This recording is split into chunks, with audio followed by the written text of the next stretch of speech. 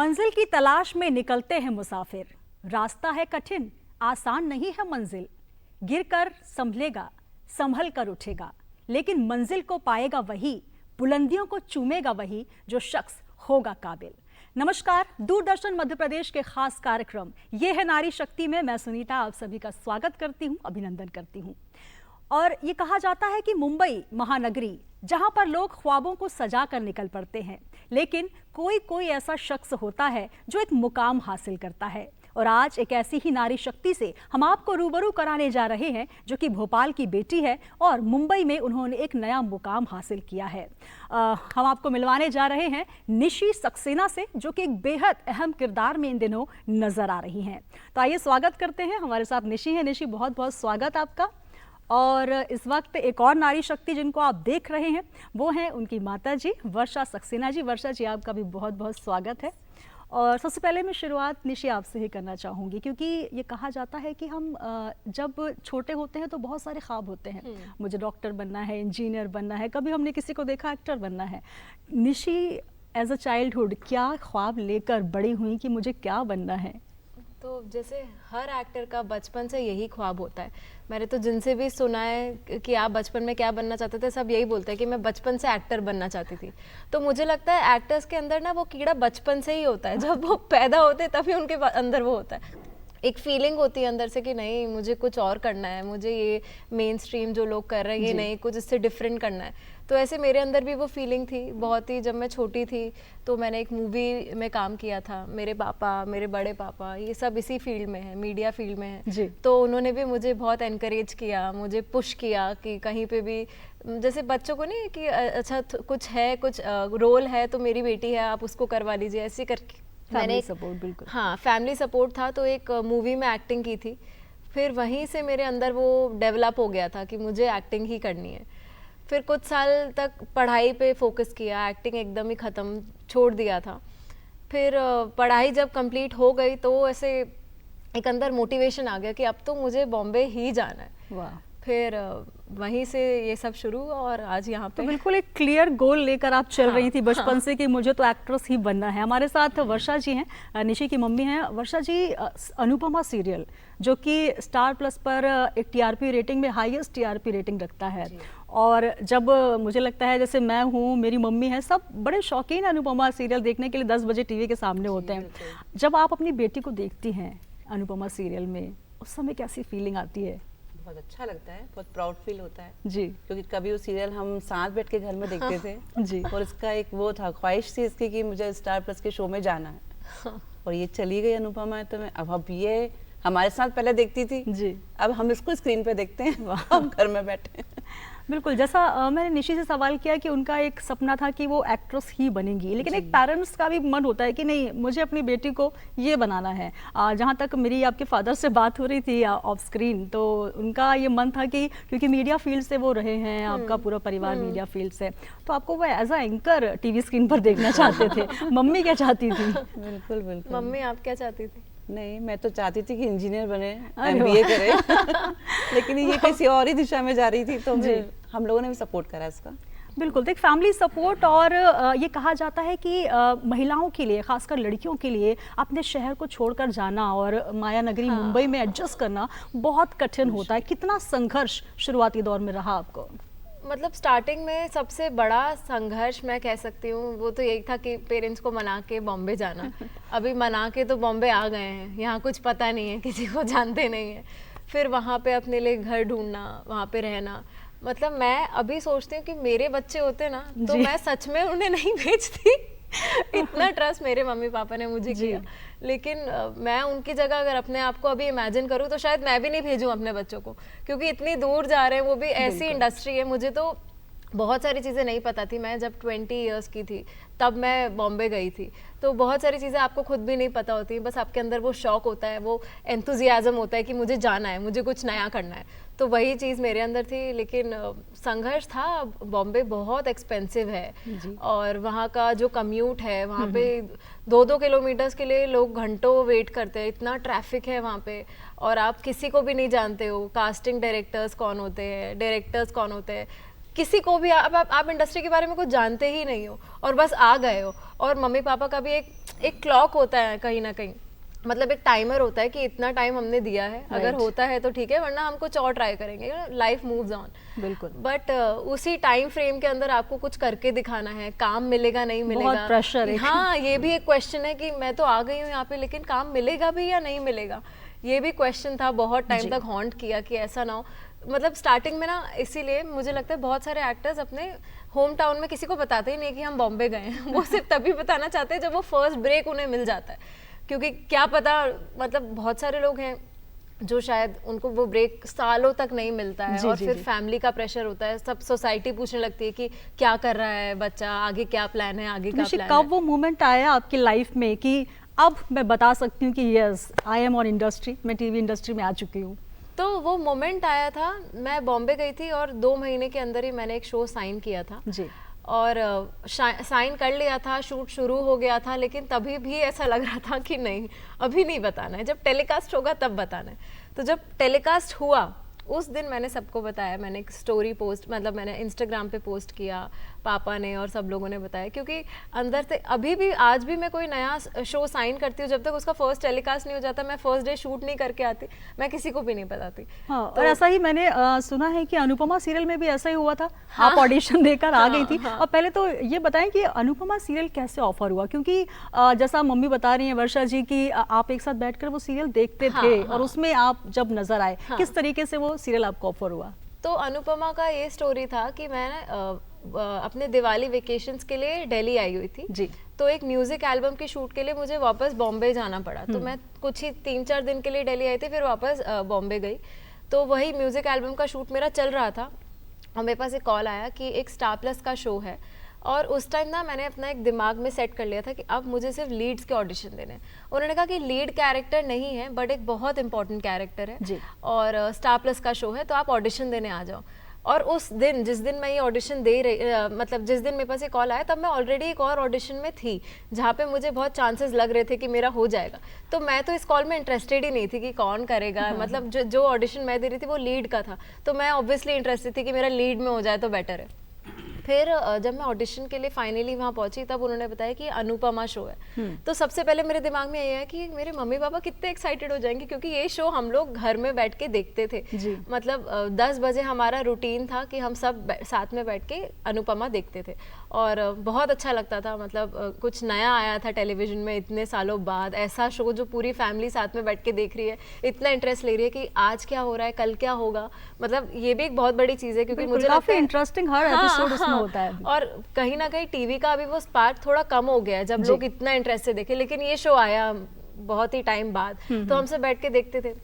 तो मेरे पास कॉल आया, फिर जब मुझे अनुपमा पता चला तो मैंने थोड़ा सा इसमें इंटरेस्ट लिया, फिर अच्छे से ऑडिशन दिया, मॉक शूट हुआ।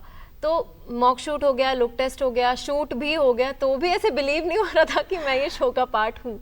तो फर्स्ट डे जब मैं शूट पे जा रही थी, उससे कुछ देर पहले मैंने मम्मी पापा को बताया कि अनुपमा शो में मेरा सिलेक्शन हुआ है। तो मम्मी पापा को भी ऐसे बिलीव नहीं हो रहा था, उनको लग रहा था कि अच्छा ठीक है, होगा कुछ छोटा मोटा सा, लेकिन एंट्री बहुत अच्छी हुई और उसके बाद वो बड़ी धमाकेदार एंट्री। और आप निशी को देखिए, मतलब काफ़ी क्यूट सी, छोटी सी, चुलबुली सी लगती हैं, और ऑन स्क्रीन जब इनको देखती हैं बिल्कुल बाकायदा साड़ी वेयर करके, और एक कभी वो बिल्कुल प्रताड़ित महिला नजर आती हैं, कभी वो पूरे शाह परिवार के नाक में दम करके रखती हैं। बड़ा आपका वैरायटी कैरेक्टर है इसमें एक्चुअली। हाँ, अगर मैं पूरे शो में सारे कैरेक्टर्स का ग्राफ देखूं तो मुझे अपना कैरेक्टर बहुत अच्छा लगता है, क्योंकि वो स्टार्टिंग से एक ही वो नहीं था कि पॉजिटिव है, तो स्टार्टिंग में कुछ और था, बीच में एकदम ही नेगेटिव हो गई थी, अभी एकदम जैसे मतलब एकदम ही डिफरेंट शेड देखने को मिल रहा है डिम्पी का। तो मुझे मेरा कैरेक्टर बहुत इंटरेस्टिंग लगता है। बाकी सबका एक ही ग्राफ रहा है, मेरा ग्राफ कभी यहाँ यहाँ यहाँ ऐसे अप्स एंड डाउन्स आए। तो डिम्पी के इर्द गिर्द ही पूरी जो कहानी है वो नजर आ रही है। वर्षा जी, आपसे पूछना चाहूंगी, क्योंकि जब डिम्पी शाह निशी पूरे शाह परिवार में हलचल मचा रही थी, बहुत नेगेटिव कमेंट्स आ रहे थे, ट्रोल हो रही थी, तब फैमिली का रिएक्शन कैसा था? क्योंकि ऐसा लगता है कि बेटी कोई रोल कर रही है तो ऐसा रोल होना चाहिए कि सब अप्रिशिएट करें, लेकिन उस शेड में तब कैसा रिएक्शन आप लोगों का होता था? इसकी दादी कहती थी ऐसा रोल करेगी तो रिश्ते कैसे आएंगे? इतना नेगेटिव रहेगी ये, तो उसके रिश्ते कैसे आएंगे? मैंने कहा मम्मी सब कुछ ठीक हो जाएगा। और बढ़िया ऐसा था, एक्चुअली सब हुआ खुश भी थे था। मतलब, जी, सारी ऐसा family। हुआ भी था, मतलब मुझे याद है शायद रूपाली मैम ने मुझे कहा कि मैं ना तेरी एक जगह बात करके आई हूँ, ठीक है? ऐसे ही हम लोग मस्ती मजाक करते जी। रहते। तो कहते मैंने बोला कि वो डिम्पी है ना, बहुत अच्छी लड़की है। तो वो कह रहे अरे डिम्पी, डिम्पी से थोड़ी हम शादी करेंगे। मतलब उस टाइम वो ऐसे इमेज ही बन गई थी लोगों के दिमाग में कि अरे डिम्पी, डिम्पी से तो दूर ही रहो, डिम्पी जैसी बहू तो घर में आनी ही नहीं चाहिए। बिल्कुल। अब सबसे जो महत्वपूर्ण चीज निशी नजर आ रही है, हाँ। पहले एक नेगेटिव रोल, हाँ। और मुझे ये भी आ रहा है कि आपके फादर जो थे वो बहुत अपसेट हो जाते थे, कमेंट्स भी कर देते थे, उसमें ट्रोल अगर होता था तो ये भी देखने को मिला। और जब आपका एक इमेज अब वापस से चेंज हुई है, वनराज हाँ। काफी परेशान कर रहे हैं आपको, हर दिन कुछ नया ट्विस्ट आ रहा है, और अब एक सबसे जो एक लीड रोल से आपको कंपेयर किया जा रहा है अनुपमा जी, क्योंकि रूपाली गांगुली जी का जो कैरेक्टर है वो एक सेट इमेज जो उन्होंने एक बेंचमार्क सेट किया है, और अब आप अनुपमा 2 का किरदार निभा रही हैं, उस समय कैसी फीलिंग आती है और कितना प्रेशर होता है? एक्चुअली बहुत प्रेशर होता है। जब मुझे ये लीप के बाद का स्टोरी उन लोगों ने मेरे साथ शेयर किया, मुझे कॉल पे बहुत सारे लोग थे कॉन्फ्रेंस पे, और उन्होंने बोला कि अब हम लोग आपको छोटी अनुपमा बना रहे हैं शाह हाउस की। तो जैसे हमने स्टार्ट किया था शाह हाउस की, अनुपमा है घर का सारा काम करती है, वनराज है जो मतलब घर का ब्रेड अर्नर है, तो उसका ईगो है, उसका एक एटीट्यूड है, और वो अनुपमा को मतलब एकदम दबा के रखता है, तो वो अब आपके साथ करने वाला है। तो सबसे पहले तो मेरा यही रिएक्शन था कि क्या मैं सच में ये कर पाऊंगी? और मतलब इतना भरोसा मेरे मेकर्स मुझ पे कर रहे हैं कि आप छोटी अनुपमा बनेंगी। फिर उन्होंने मुझे अनुपमा वाला लुक दिया, और हमारा स्टोरी ग्राफ भी कुछ कुछ वैसा ही चलता आ रहा है।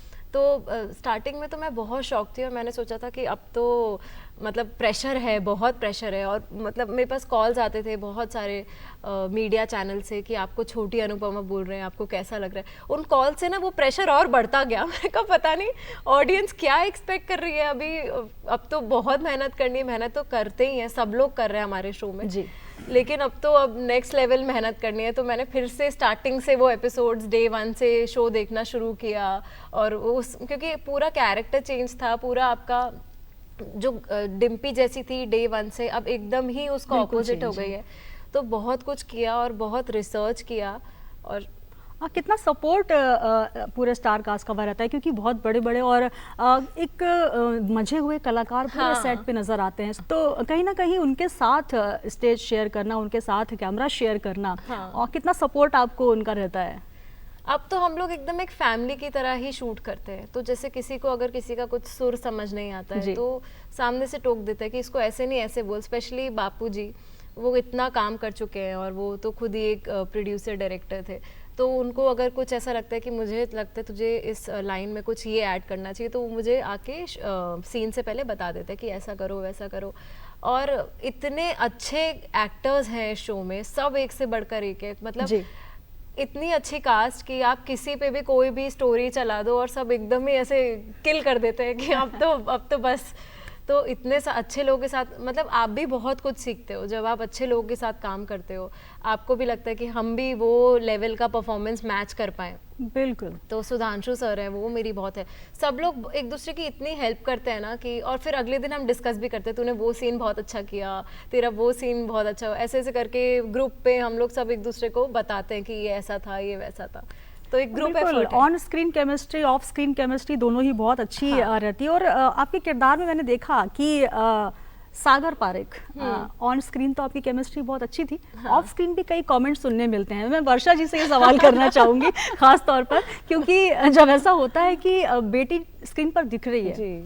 किसी की केमिस्ट्री बहुत अच्छी है, दर्शक पसंद कर रहे हैं, लेकिन जब ऑफ स्क्रीन बात होती है जी। कि इनके बीच क्या चल रहा है, एक सनसनी सी नजर आती है, तब वर्षा जी क्या रिएक्शन होता है इसको नहीं, लेके? ऐसा कुछ नहीं है, मैं भी सागर से मिली हूँ जी। अच्छा है, दोनों अच्छे फ्रेंड हैं, ऐसा कुछ मतलब नहीं है। हाँ, अब ये लोग तो मम्मी और लोग तो हम लोग सागर तो को बहुत समझते हैं, अच्छे जो से कुछ भी जानते हैं। और बोले। अब लोगों का काम ही है बोलना। बिल्कुल, मेरा तो और कहीं ना कहीं इंडस्ट्री में जब आते हैं तो हाँ। पेरेंट्स का सपोर्ट कहीं ना कहीं हाँ, बहुत जरूरी हो हाँ, जाता है, क्योंकि अगर आप ट्रोल हो रहे हैं या फिर किसी के साथ लिंक हो रहे लिंक हैं। हो रहे अब जैसे हैं। पहले सागर के साथ था, अब मेरे टीटू के साथ रील्स हो रहे हैं, तो उस पे लोग कमेंट करते हैं। तो ये तो मतलब एक इंडस्ट्री का पार्ट ही है और ये चलता जाएगा। और सागर मेरा ये शो से भी बहुत पहले से फ्रेंड था, जी। तो ये लोग मम्मी और ये लोग समझते हैं। हम लोग मिले भी हैं उससे। बिल्कुल। और शुरुआत जिस तरीके से सोनी सब तेरा यार हूँ मैं, प्रिंसेस ऑफ त्रिपुरा से आपकी शुरुआत हुई। आप बड़ा सुंदर रोल, उसमें आप बड़ी चुलबुली सी नजर आ रही थी। उसके बाद राधा कृष्णा में भी आप नजर आई, श्री कृष्ण जी की धर्मपत्नी के रूप में आपने निशी को देखा होगा। इसके अलावा कुछ और 2-3 सीरियल, उनके नाम मैं आपसे ही जानना चाहूंगी जिनमें आप नजर आए थे। एक नीमा डेंगजोंगपा था जो कलर्स पे था, फिर ये दिल मांगे मोर था, डीडी का ही शो था वो जी। और सबसे ज़्यादा मज़ा मुझे एक्चुअली उसी शो में आया। उसकी स्टोरी बहुत ही मतलब मेरा कैरेक्टर एकदम एक झल्ली लड़की का था। हाँ। और मतलब एकदम ऐसे मस्ती मजाक वाला, एकदम फनी नेगेटिव कैरेक्टर था और उसकी लाइंस भी बहुत इंटरेस्टिंग आते थे और मुझे काफ़ी लोगों ने उसके लिए भी अप्रिशिएट किया। फिर फाइनली अनुपमा। फाइनली आप निशी को अनुपमा में देख रही हैं डिम्पी शाह के किरदार में, शाह परिवार में की जो एक बहुरानी के तौर पे, और पहले कभी वो प्रताड़ित नजर आती हैं, कभी किसी को प्रताड़ित करती हैं, और अब एक समझदार महिला के रूप में। और आप देख सकते हैं एक छोटी सी जो है, बड़ा सुंदर सा एक कॉम्बिनेशन उस पूरी स्टोरी में नजर आता है। यहाँ से हम बात करना चाहेंगे संघर्ष की। हमने बात की शुरुआत में जब पहुंचे, आपको एक डेडलाइन मिली थी कि इस डेडलाइन तक आप अगर नहीं सक्सेस हो जाते हैं, अब आगे क्या आपको लगता है अपना फ्यूचर? क्योंकि ये कहा जाता है कि जब भी कोई माया नगरी मुंबई पहुंचता है तो एक ख्वाब होता है कि हम लीड रोल में आए। कैरेक्टर रोल जब ऑफर होता है तो कहीं ना कहीं मन में लगता है कि यार, हाँ, तो ऐसा कहीं आपको भी लग रहा था स्टार्टिंग? हाँ, एक पॉइंट पे मुझे ऐसा लग रहा था, लेकिन ऑफ कोर्स अनुपमा के लिए कोई मना नहीं कर सकता। लेकिन मतलब अनुपमा के बाद क्या होगा, मैं बहुत ज़्यादा फ्यूचर का नहीं सोचती हूँ, मैं अपने प्रेजेंट में ही रहती हूँ।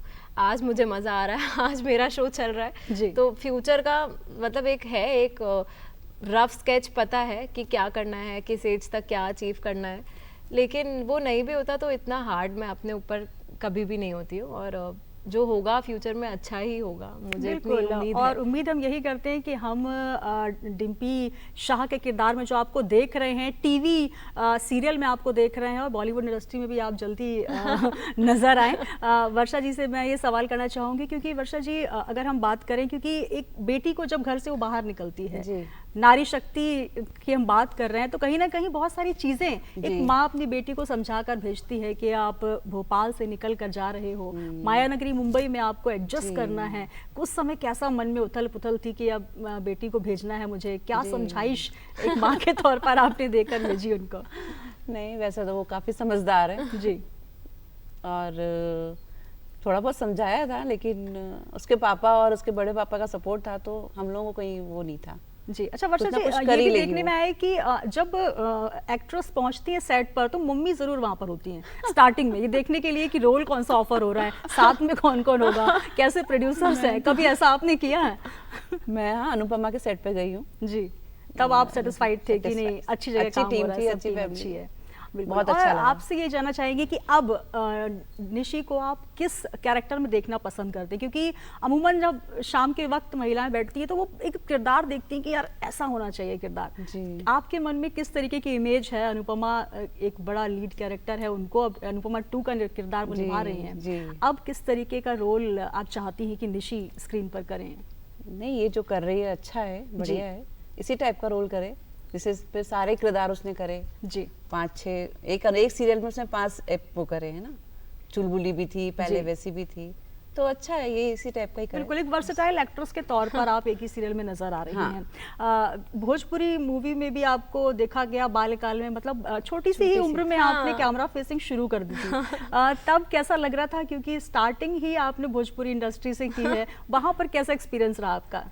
एक्चुअली मैं इतनी छोटी थी, मुझे बहुत सारी चीज़ें तो याद ही नहीं है, और मैं सिर्फ सेट पे जाती थी, मुझे पता भी नहीं था कि क्या हो रहा है क्या नहीं, ये कैमरा है, ये है।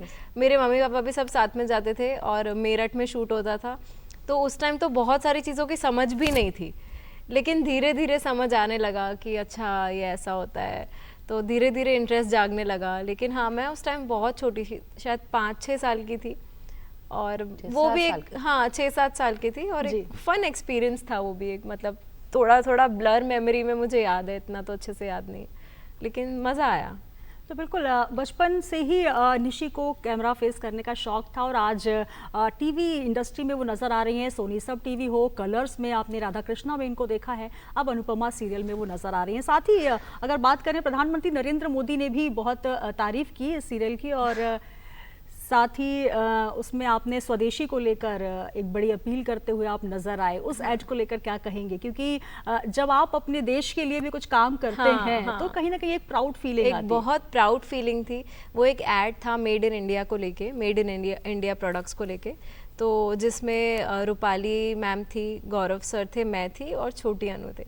तो जब उसके लिए भी मेरे पास चैनल से कॉल आया कि ऐसा एक मोदी जी का एड है और आप उसमें मतलब आपका उसमें एक पार्ट रहेगा तो आप करेंगी, मैं तो बहुत खुश थी। मतलब प्रधानमंत्री मोदी जी के पेज पे मेरा फीचर होना, उन्होंने अपने इंस्टाग्राम पे वो डाला था, वो ही मेरे लिए बहुत बड़ी बात थी कि उनके पेज पे मेरा एक छोटा सा पार्ट, एक छोटा सा वीडियो है। और वो भी अभी शायद 5 महीने पहले रिलीज़ हुआ था और वो भी मेरे लिए बहुत अच्छी फीलिंग थी, बहुत प्राउड फीलिंग थी कि बिल्कुल स्वदेशी को प्रमोट करते आप नजर आए और एक निश्चित तौर पर अब देश के लिए कुछ करते हैं तो बहुत प्राउड फील आता है। निशी, एक सवाल मेरे जहन में आ रहा है, जब आप इंडस्ट्री में जाना चाह रही थी, भोपाल से आप निकलकर मुंबई, तो कहीं आपके फादर थोड़े से नाराज थे और एक किस्सा ये भी बड़ा सुनने में आया है कि आप उनको पापा नहीं कहती थी, मिस्टर सक्सेना, वो क्या किस्सा है, जरा वो भी हमारे दर्शकों को बताएं। उस टाइम एक्चुअली अनुपमा में ही एक ट्रैक आया था कि वनराज से उसका बेटा समर बात नहीं करता है, समर वनराज से बात नहीं करता है, तो वो उसको मिस्टर शाह के नाम से बुलाने लगता है, पापा कहना छोड़ देता है। तो मैंने भी मुझे तो पता भी नहीं था कि मैं कभी अनुपमा का भी पार्ट होंगी, तो हम लोग तो देखते ही थे, तो मैंने भी शुरू कर दिया था, मैं पापा को मिस्टर सक्सेना बोलने लगी थी क्योंकि वो मतलब बोल रहे थे कि हाँ चलेंगे चलेंगे, लेकिन कोई डेट फिक्स नहीं, ऐसे मुझे लग रहा था कि हवा में बातें कर रहे हैं, शायद लेकर ना जाएं। तो इसीलिए मैंने बोला कि अब जब तक हम बॉम्बे नहीं जाएंगे, जब तक मेरा टिकट नहीं होगा, तब तक मैं आपको मिस्टर सक्सेना कह के बुलाऊंगी। फिर क्या रिएक्शन फादर का आपके? फिर कुछ दिन तो मतलब मेरे पापा बहुत चिल हैं, उनको ज़्यादा वो नहीं करते, कहते हाँ मिस्टर सक्सेना बुलाना है बुला, जो बुलाना है बुला, उनका वैसा रिएक्शन था।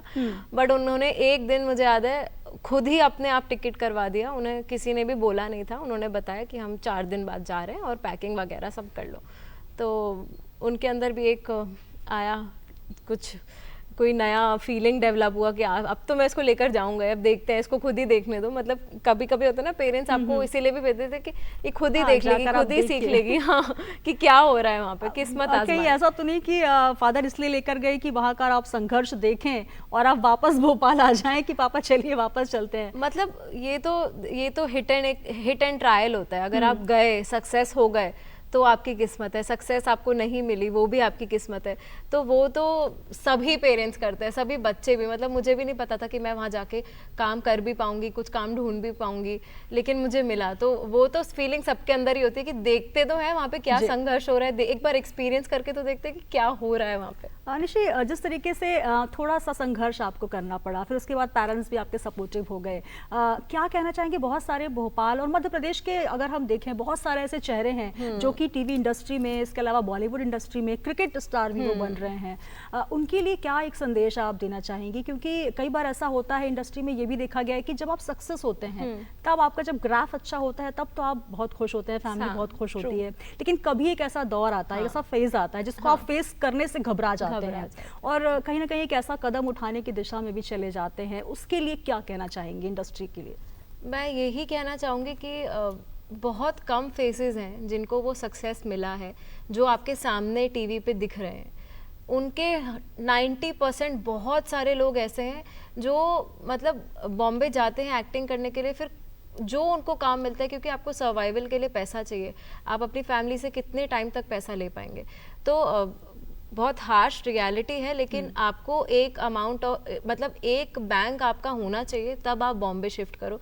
क्योंकि भोपाल और दिल्ली भी मैं रही हूँ, लेकिन बॉम्बे बहुत महंगा शहर है, वहाँ का रेंट और यहाँ के रेंट में कम से कम 4-5 टाइम्स का डिफरेंस है, और वहाँ पे बहुत कुछ हो रहा है, बहुत गलत चीज़ें भी हो रही हैं। तो आप कभी ना कभी ऐसा टाइम आता है जब आपको सक्सेस नहीं मिलता है, लोग परेशान हो जाते हैं, फिर गलत रास्तों पे चले जाते हैं।